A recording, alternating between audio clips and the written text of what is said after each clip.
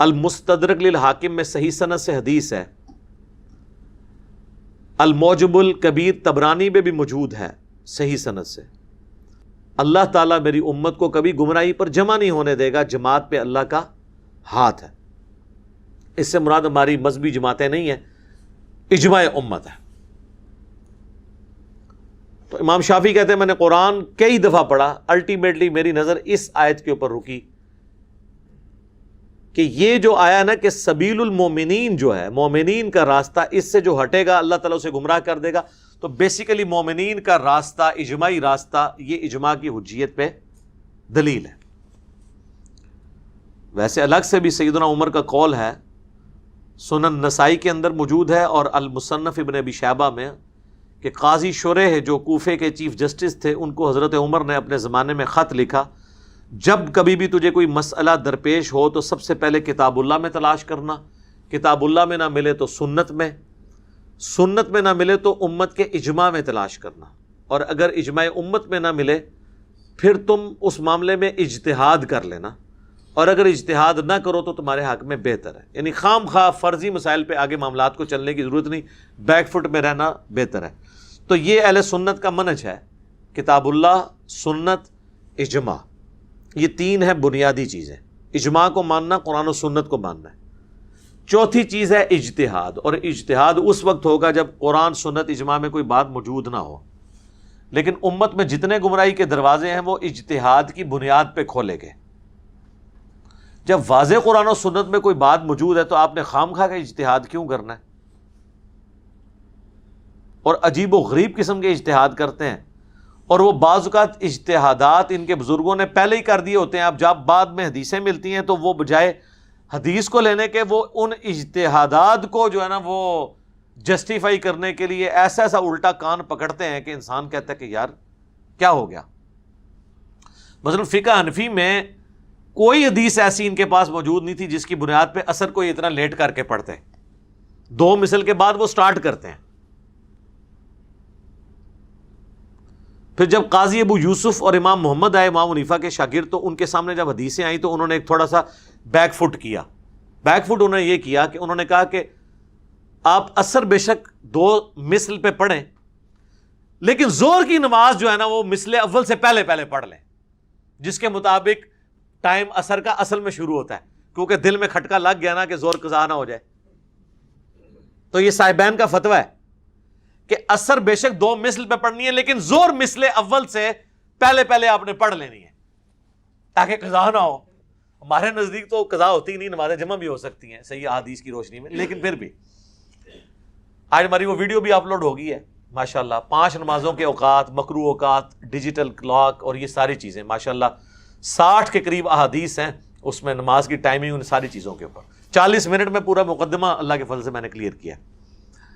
تو اب جب بات نہیں ماننی تو پھر اس طریقے سے، اب جب بعد کے لوگ آئے انہوں نے اور طریقے اڈاپٹ کیے۔ جب بعد کے لوگوں کو بتایا گیا بھی بخاری مسلم دونوں میں حدیث ہے، صحابہ کرام کہتے ہیں کہ عصر اور مغرب میں اتنا وقفہ ہوتا تھا کہ ایک اونٹ کو نہر کیا جاتا، اس کی کھال اتاری جاتی، اس کے گوشت کے 10 حصے کیے جاتے۔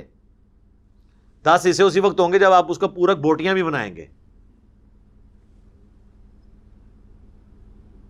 کیونکہ جامعہ ترمذی میں موجود ہے کہ اونٹ کے اندر 10 بھی حصے دار ہو سکتے ہیں۔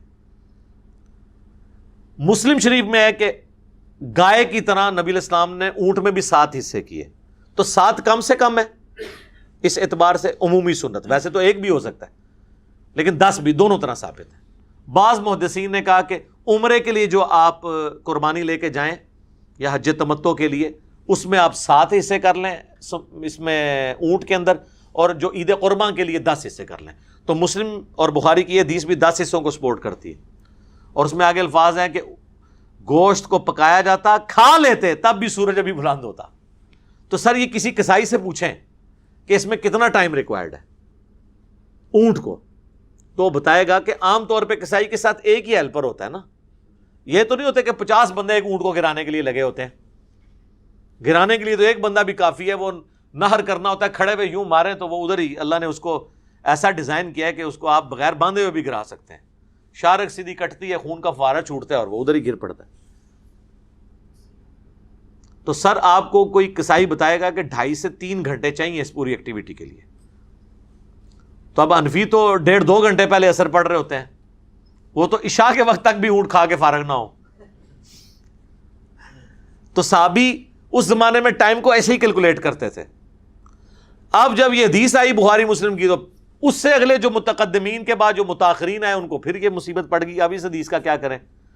تو وہ غلام سعود سعیدی صاحب جو شرح صحیح مسلم لکھی بریلویوں کے عالم، انہوں نے لکھا ہے کہ ہو سکتا ہے 1 سے زیادہ ماہر قصائی اور قصاب مل کر، اور باورچی 1 سے زیادہ، باورچی بھی 1 سے زیادہ انہوں نے کیے، اس کو کرتے ہوں. تو وہ حالانکہ مطلب یہ وہ جو بندہ بتا رہا تھا اس نے نہیں یہ بتانا تھا کہ 50 بندے، وہ تو بیسیکلی ٹائم کیلکولیٹ کروا رہا تھا اور اس کے دماغ میں بھی نہیں تھی ایسی بات. لیکن جب آپ نے بات نہیں ماننی تو آپ اس اجتہاد کو حلال کرنے کے لیے کس لیول تک کرتے ہیں. تفسیر عثمانی دیکھ لیں، شبیر احمد عثمانی صاحب، محمود الحسن دیوبندی کا ترجمہ ہے اور شبیر احمد عثمانی نے اس پہ تفسیر لکھی ہے. کافی عرصہ سعودیہ سے بھی مفت دیتے تھے حاجیوں کو، پھر بعد میں اہل حدیث نے جب بتایا کہ اس میں تو اتنے بلنڈر ہیں تو انہوں نے پابندی لگا دی 80s میں ہی. اب وہ ایک سعودیہ سے جو قرآن دیا جاتا ہے وہ اہل حدیث عالم صلاح الدین یوسف صاحب کا. تو تفسیر عثمانی آپ کھولیں، اس میں جو مدت رضاعت کے بارے میں قرآن میں آیا نا کہ 2 سال تک ہے دودھ چھڑانا سورۃ البقرہ میں، اس کی وہ تفسیر میں لکھتے ہیں کہ قرآن میں تو واضح آیا کہ دودھ چھڑانے کی عمر 2 سال ہے، لیکن امام حنیفہ فرماتے ہیں کہ 2.5 سال ہے. ہو سکتا ہے ان کے پاس بھی کوئی دلیل ہو. حدیثوں میں تو کہتے تھے نا ساڑیاں حدیثاں گواچ گئیاں، اور لکھاں سن تھوڑیاں رہ گئیاں، اور لکھاں روایتاں سن، حدیثاں نہیں سن، اور ترک سن، اسناد سن، چینز تھی. حدیثیں تو نبی الاسلام کی بمشکل 10,000 ہیں، ساری بھی آپ جمع کر لیں، اسناد لاکھوں میں ہو سکتی ہے. ایک حدیث سینکڑوں تابعین سے آئے. تو وہ اب ان سے پوچھیں کہ حدیثوں میں تو چلو آپ گڑبڑ کرتے تھے، قرآن کے خلاف کون سی ایسا کوئی اور پیرل میں قرآن ہے کہ جس میں یہ لکھا ہو کہ 2.5 سال کی مدت ہے. وہ کہتا ہے نہیں سورہ احقاف میں ہے کہ وہ عورت کا جو حمل ہے پھر اس کا بچہ جننا اور دودھ چھڑانا یہ 30 ماہ میں مکمل ہوتا ہے. تو وہ کہتے ہیں کہ اس میں جو ہے نا وہ ثابت ہو جاتا ہے کہ جی 2.5 سال کا وہ آپ لگا لیں اس کے اندر دودھ چھڑانے کی عمر بھی. تو حالانکہ یہ عثمانی صاحب کے دماغ میں نہیں آیا کہ میں نے یہ دلیل لینی ہے. وہ 30 ماہ اس لیے ہیں کہ کم سے کم پریگنینسی آئیڈینٹیفائی ہو جاتی ہے 6 مہینے کے اندر، اور 6 مہینے پلس 2 سال، کیونکہ اس میں اللہ نے ساری چیزوں کو اکٹھا ذکر کیا ہے. یہ وہ 30 ماہ کہتے ہیں کہ یہاں 30 ماہ سے مراد دودھ ہے. تو پھر تو قرآن میں کنٹراڈکشن آ گئی. سورہ النساء کی آیت نمبر 82 ہے، اگر قرآن اللہ کے سوا کسی اور ہستی کی طرف سے ہوتا تو اس میں اختلاف کثیر باتیں. سورہ بقرہ میں تو اللہ کہہ رہا ہے دودھ چھڑانے کی مدت 2 سال ہے، اور سورہ احقاف میں جا کے اسے 2.5 سال بتا رہا ہے، 30 مہینے. وہاں سب اللہ نے ذکر کیا کہ اس کا جو ہے وہ حمل اور دودھ چھڑانا، یعنی دودھ چھڑانا پلس حمل، یہ 30 مہینے، کیونکہ کم از کم 6 مہینے کی پریگنینسی ہو سکتی ہے. تو راؤنڈ آف کر کے وہ 30 مہینے بنتے ہیں. اگر پورے پورے کریں گے تو 33 ہیں. تو عربیوں میں راؤنڈ آف کا بھی مسئلہ تھا. نبی اسلام کے بارے میں آپ بخاری مسلم میں دیکھیں آپ کو حدیثیں ملیں گی. ایک صحابی کہتے ہیں آپ کی 63 سال عمر تھی، دوسرا کہتا ہے 60 سال تھی، تیسرا کہتا ہے 65 سال تھی. موٹا موٹا صاحب ہوتا تھا نا. تو امام بخاری نے ان ساری حدیثوں کو نقل کر کے کہا کہ ایکچولی حضور کی عمر 63 سال تھی. جس صحابی نے ادھر راؤنڈ آف کیا اس نے موٹی موٹی 60 بتا دی، جس نے اس طرف راؤنڈ آف کیا اس نے 65 بتا دی. جس طرح جب 4:40 ہوں تو اسے بعض اوقات لوگ 4:45 بھی کہہ دیتے ہیں، حالانکہ 4:45 تو نہیں ہوتے، 4:40 ہوتے ہیں. تو 4:40 کے اندر تو ہو سکتا ہے، لیکن اگر یہ سوئی 4:30 اور 4:45 کے درمیان ہو، پھر کچھ لوگ کہیں گے 4:30 ہوئے نے، کوئی کہے گا 4:45 ہوئے نے، وہ سینٹر میں آ گیا نا. اب 63 ایک ایسی چیز ہے جو 60 اور 65 کے آلموسٹ درمیان میں ہے. تو جو اس طرف راؤنڈ آف کرتا ہے موٹا موٹا 60، اس زمانے میں لوگ موٹا حساب کتاب کرتے ہیں. تو قرآن میں یہ جو آیا دودھ چھڑانے کی عمر پلس اس کی پریگنینسی کا ذکر ہو رہا ہے. 30 مہینے. لیکن وہ کہتے ہیں نہیں ہو سکتا ہے امام حنیفہ کے پاس بھی کوئی دلیل ہو. چونکہ اب بات نہیں ماننی, یہ نہیں ماننا کہ یار فتویٰ غلط ہو گیا ہے, اس میں کوئی ریمیڈی کر لیں ہم. اور یہ نہ سمجھے کہ میں کوئی توہین کر رہا ہوں. شاہ ولی اللہ دہلوی نے خود باقاعدہ حجت اللہ البالغہ میں اس کے اوپر بڑی گرفت کی ہے اس طرح کے معاملات میں. میرا جو مسئلہ نمبر 197 ہے, مجھ پہ اماموں کی گستاخی کا الزام لگایا گیا, میں نے اس میں بتایا کہ شاہ ولی اللہ دہلوی نے خود لکھا ہے کہ فقہ حنفی کے اندر سب سے زیادہ خامیاں اسی لیے ہیں کہ یہ مرفوع احادیث کے مرتب ہونے سے پہلے ہی فقہ بنا لی گئی, تو اس میں کئی ایک فتوے احادیث کے خلاف تھے. تو ویسے تو کہتے ہیں کہ امام حنیفہ کے شاگردوں کے شاگرد ہیں امام شافعی, تو شاگردوں کے شاگرد ہیں تو انہوں نے 80% مسائل میں اختلاف کیوں کیا ہے؟ ان کو پتہ چل گیا گڑبڑ ہوئی ہے. اور وہ گڑبڑ یہ تھی کہ امام حنیفہ تابعین کے اقوال کو بھی حجت مانتے تھے, جبکہ کئی ایک مرفوع احادیث جب بعد میں آئیں تو وہ تابعین کے اقوال کے خلاف تھیں. وہ تابعین کی اپنا ذاتی اجتہاد تھا. میں اگلے دن ڈاکٹر سراج صاحب کو سن رہا تھا, وہ بالکل الٹ بات کر رہے تھے. وہ کہتے ہیں کہ فقہ حنفی کا آپ کمال دیکھیں کہ حالانکہ حدیثیں نہیں بھی تھی تب بھی انہوں نے فقہ مرتب کی, اور لوگ حیران ہیں کہ وہ ایگزیکٹلی احادیث کے مطابق تھی. پتہ نہیں کیڑی حدیث کے مطابق سر. حالانکہ میرے جو پرسنل میٹنگ میں انہوں نے کہا تھا کہ یعنی قرآن و حدیث کے خلاف سب سے زیادہ اگر کوئی فقہ ہے تو فقہ حنفی ہے. اور کہتے تھے یہ تو ہے ہی اجمی فقہ ہے. یہ مجھے خود انہوں نے کہا اپنی وفات سے آلموسٹ 2 سال پہلے, 2008 کے اندر. تو ویڈیو تو خیر ان کی یہ پرانی ہو سکتا ہے بعد میں ان پہ بات کھل گئی ہو. تو بزرگوں کے اقوال کو جسٹیفائی کرنے کے لیے آپ اس لیول تک, ابھی تو آپ کئی حنفی علماء کی باقاعدہ ویڈیوز دیکھیں, انہوں نے تو بڑے گندے گندے قسم کے جو مسائل ہیں جو فقہ حنفی کے تھے اس کو بھی جسٹیفائی کرنے کے لیے کیا کیا دلائل دے دیے. بندہ حیران ہو جاتا ہے کہ اس لیول پہ بھی کوئی اتر سکتا ہے. چلو یار بندہ خاموش ہی ہو جائے,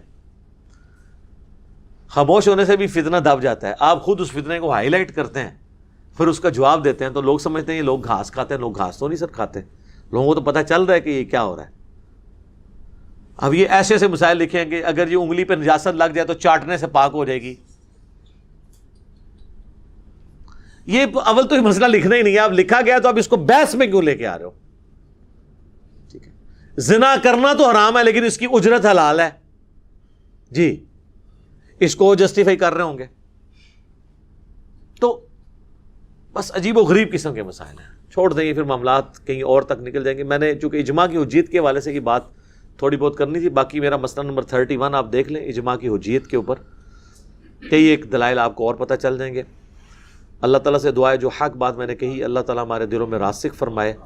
اگر جذبات میں میرے منہ سے کوئی غلط بات نکل گئی تو اللہ تعالیٰ ہمارے دلوں ہی سے اسے دھو ڈالے, ہمیں معاف بھی فرما دے, ہمیں کتاب و سنت کی تعلیمات پر عمل کر کے دوسرے بھائیوں تک پہنچانے کی توفیق عطا فرمائے. سبحانک اللہم و بحمدک اشہد ان لا الہ الا انت استغفرک و اتوب الیک وما علینا الا البلاغ المبین. جزاکم اللہ خیرا.